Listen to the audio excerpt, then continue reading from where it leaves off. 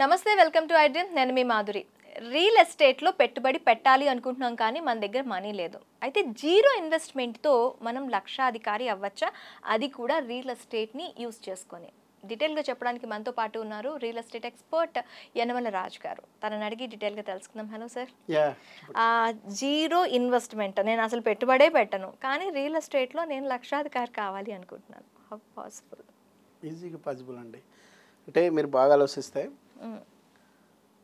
ఇప్పుడు స్విగ్గీ ఉంది. స్విగ్గీ వాళ్ళకు హోటల్ ఎక్కడైనా ఉందా? స్విగ్గీ వాళ్ళకి లేదు, వాళ్ళకి ఆఫీస్ కూడా లేదు. అవును. కానీ తాజ్ కృష్ణ, తాజ్ బంజారాలు చేసే టర్నోవర్ కంటే కూడా ఈరోజు వాళ్ళ టర్నోవర్ ఎక్కువ. అవును. ఇక్కడ వాళ్ళు వాడింది ఇది కాదు, ఇది బ్రెయిన్. ఎగ్జాక్ట్లీ. ఇక్కడ కూడా రియల్ ఎస్టేట్లో మీరు పైసా పెట్టుబడి పెట్టకుండా మంచి మాటనే పెట్టుబడికి పెట్టి కోట్లు సంపాదించవచ్చు. కోట్లు అనగానే ఈ కోట్లు కావు, ఈ కోట్లు.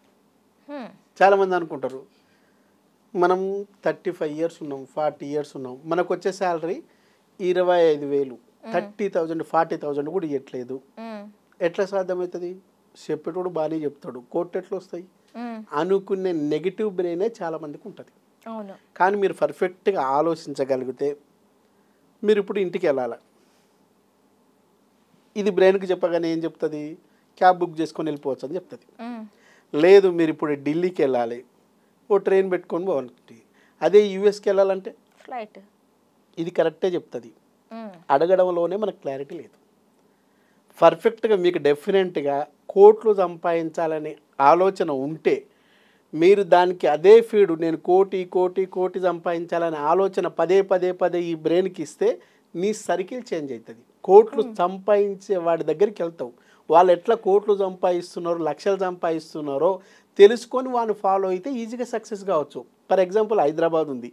ఈ హైదరాబాద్లో గంజికి లేనోడు ఉన్నాడు, నిత్యం బెంజ్లో తిరిగేటోడు ఉన్నాడు.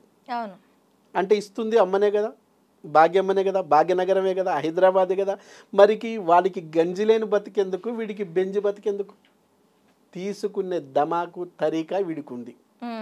ఆడు తీసుకోలేని పరిస్థితి ఎట్లుంటుంది? నిత్యం నెగిటివ్. మా తాత అనవసరంగా అప్పుడు ఆ 10 ఎకరాలు అమ్మకుండా ఉంటే ఇప్పుడు నేను కోటీశ్వరుని, మా డాడీ వేస్ట్, ఉన్న 5 ఎకరాలను అమ్మేసాడు కాబట్టి నేను ఇట్లా అయిపోయినా. అసలు నా పేదరికానికి కారణం ఎవడు? మా తాత లేదా మా అయ్య. ఇట్లా ఫీల్ అవుతున్నాం. ఇది 16 సంవత్సరాల పోరగాడ ఆలోచిస్తే తప్పు లేదు. నీకు 26 వచ్చాయి, 36 వచ్చాయి, 46 వచ్చాయి. ఇంకా నీ పేదరికానికి వాళ్ళను రీజన్గా చూపిస్తే నువ్వు ముందుకు ఎట్లా వెళ్తావు? కాబట్టి నువ్వు ఆ రీజన్స్ పక్కన పెట్టి నీకేం కావాలో కరెక్ట్గా ముందుకు సాగితే గైడ్ చేయొచ్చు. నువ్వు ఏ చిన్న కిరాణా షాప్ పెట్టుకోవాలనుకున్నా 2 లక్షలు 3 లక్షలు అవుతుంది. అవును. అక్కడ కూడా నువ్వు 3 లక్షలు 4 లక్షలకు పెట్టి కూడా 14 గంటలు కష్టపడితే నీకు మహా వచ్చేది 25,000 30,000. ఆ షాపు సెటరు వాటికి సంబంధించిన ఇవన్నీ తీసేస్తే నీకు మిగిలేది మహా అనుకుంటే 15,000 20,000. కాకపోతే నీకున్న ఫీలింగ్ ఏంటంటే నేను 1 దగ్గర పని చేయట్లా, సొంత బిజినెస్, ఈ ఫీలింగ్ తప్ప నీకు వచ్చే ఇన్కమ్ ఉండదు. అవును.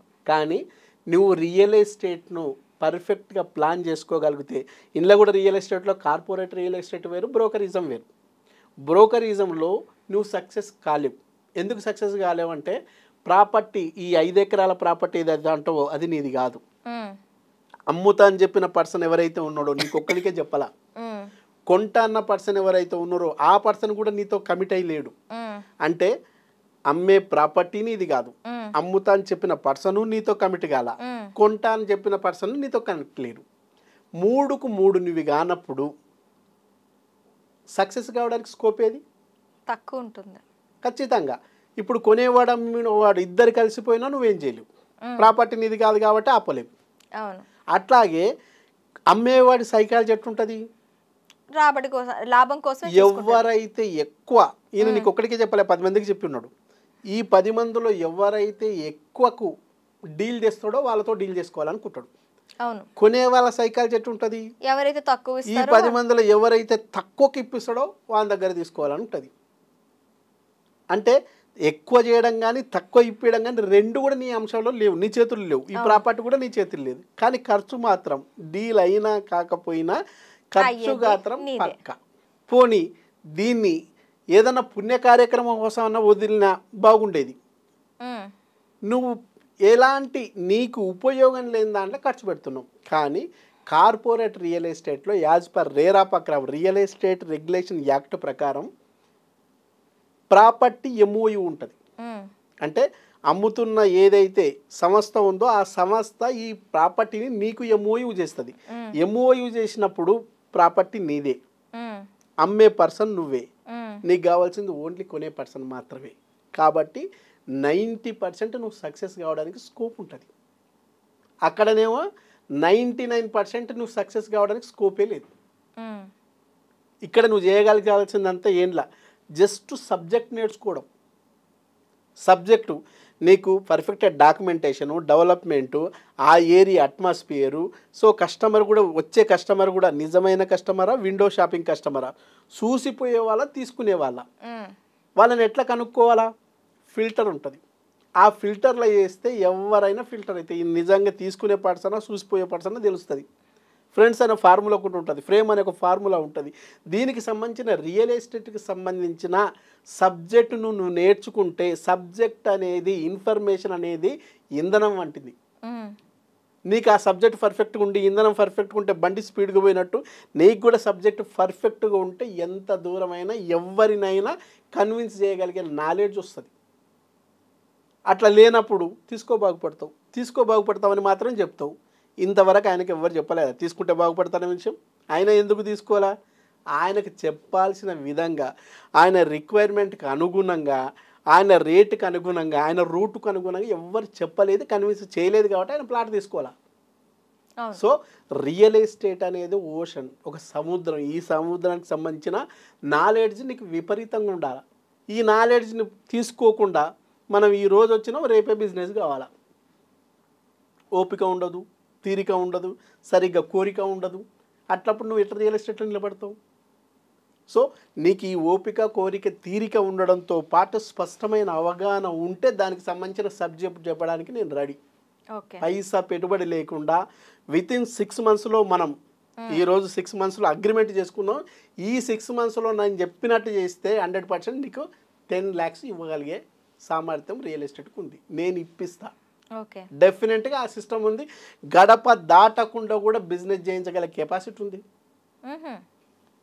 ఈరోజు ఆదానీలో, అంబానీలో, లేకుంటే టాటాలో, బిర్లాలో గడప దాటుతున్నారా? లేదు. ఎక్కడో కూర్చొని రిమోట్ చేయట్లేదా?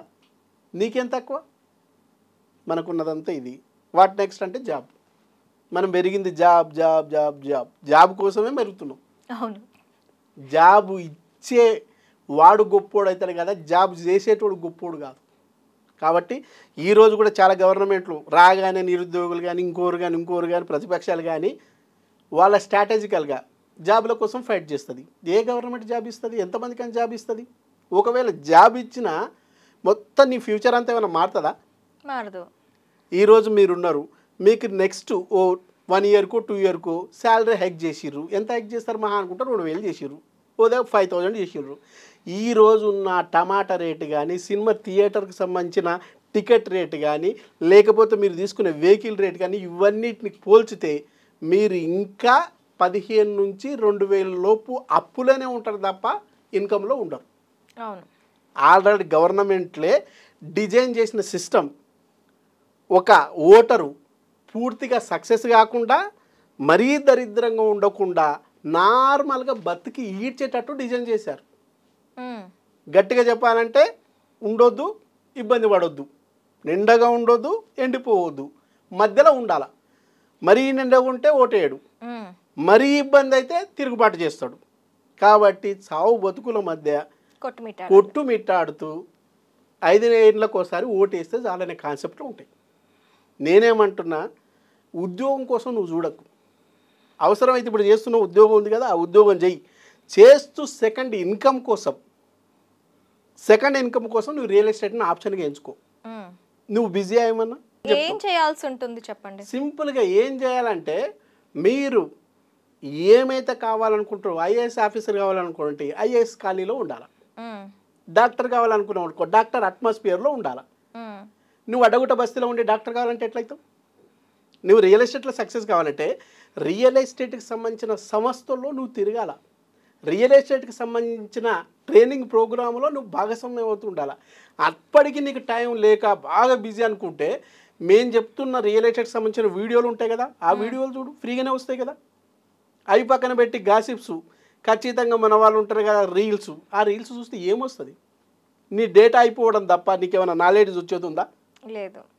టైం పాస్ కోసం ఈరోజు ఓ సంస్థ సర్వే చేస్తే వైఫ్తో గడిపే టైం కంటే వైఫై వాడుతున్న వాళ్ళ సంఖ్య, అవర్స్ సంఖ్య దాదాపు 6.5 గంటలు పర్ ఇండియన్ ప్రతిరోజు వాడుతున్నారు.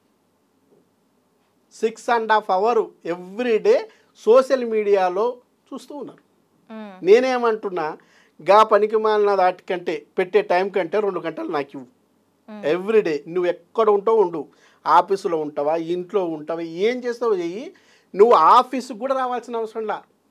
నేను చెప్పే వీడియోలు షేర్ చెయ్యి, నేను చెప్పే ఇన్ఫర్మేషన్ విను. నువ్వు 6 నెలల్లో కనీసం ఓన్లీ షేర్ చేసి నేను చెప్పింది చేసినట్టు చేస్తే 6 monthsలో కూడా నీకు 1 lakh వచ్చేటట్టు చేయొచ్చు. నా ఆఫీస్ గడప కూడా దొక్కకుండా నేను అట్లా కూడా సక్సెస్ చేయొచ్చు. ఈరోజు లీడ్ జనరేషన్ అని ఉంది. ఉట్టి లీడ్ జనరేట్ చేస్తే కూడా డబ్బులు వస్తాయి. ఏవో పనికి మళ్ళీ వాటిని అన్ని షేర్ చేసే కంటే నీ వైఫ్ కోసమో, నీ ఫ్యామిలీ కోసమో, నీ భవిష్యత్తు కోసమో, నీ పేరెంట్స్ కోసమో ఈ మాత్రం పని చేసుకోలేవా? ఈరోజు చాలా బిజీ అని చెప్తున్నావు. నువ్వు నిజంగా బిజీ అయితే ఒకసారి నీ అకౌంట్ చెక్ చేసుకో, ఎంత బిజీయో తెలిసిపోద్ది. లేకపోతే ఈరోజు మహేష్ బాబు ఉన్నాడు, టైం ఫుల్, అకౌంట్ నిల్లు. ఈరోజు మహేష్ బాబు ఉన్నాడు, ఆయన ఎంత బిజీ అయినప్పటికీ, సినిమాలు ఎంత ఫుల్ చేస్తున్నప్పటికీ మళ్ళీ అడ్వర్టైజ్మెంట్ చేసి డబ్బులు సంపాదిస్తున్నాడా లేదా? అమితాబ్ బచ్చన్ ఉన్నారు, జస్ట్ నవరత్న తేలాయిలు, ₹1 దానికి కూడా అడ్వర్టైజ్మెంట్ కోట్లు సంపాదించట్లేదా? వాళ్ళకంటే మనం బిజీ అనుకుంటున్నాం. ఎంతకాలం మోసం చేసుకుంటాం? కాబట్టి ఇక నుంచి అయినా మీరు సింగిల్ ఎన్పి కూడా పెట్టకుండా రియల్ ఎస్టేట్లో నిన్ను లైఫ్ లాంగ్, ఈరోజు ఉద్యోగం అన్న చేస్తేనే శాలరీ వస్తుంది. నువ్వు రియల్ ఎస్టేట్ చేసినా డబ్బులు వస్తాయి, చేయకపోయినా డబ్బులు వస్తాయి, ఉన్నా డబ్బులు వస్తాయి, ఉండకపోయినా డబ్బులు వస్తాయి. జరగరానిది జరిగి నువ్వు భూమి మీద లేకపోయినా నీ ఫ్యామిలీ రోడ్డు మీద పడకుండా ఉండడానికి, స్టేబుల్గా సక్సెస్ కావడానికి డిజైన్ చేసిన సిస్టమ్ రియల్ ఎస్టేట్లో కార్పొరేట్ రియల్ ఎస్టేట్. ఓకే, అటువంటి సిస్టమ్ కూడా ఉంది. తెలియక చాలామంది అది ఇది ఒకటే అనుకొని కన్ఫ్యూజ్ అయ్యి ముందుకు పోతున్నారు. నేనేమంటున్నా, క్లారిటీ కనుక్కో, పర్ఫెక్ట్గా నువ్వు ముందుకు వస్తే కోటీశ్వరుడు అవ్వడం అనేది చాలా ఈజీ. అందుకు నేనే నిదర్శనం. ఓకే, సో మీరు హ్యాపీగా ప్లాన్ చేసుకోండి. దానికి కావాల్సిన సహాయకారాలు సంపూర్ణంగా నేను ఇస్తాను. ఓకే అండి, థ్యాంక్ యూ వెరీ మచ్.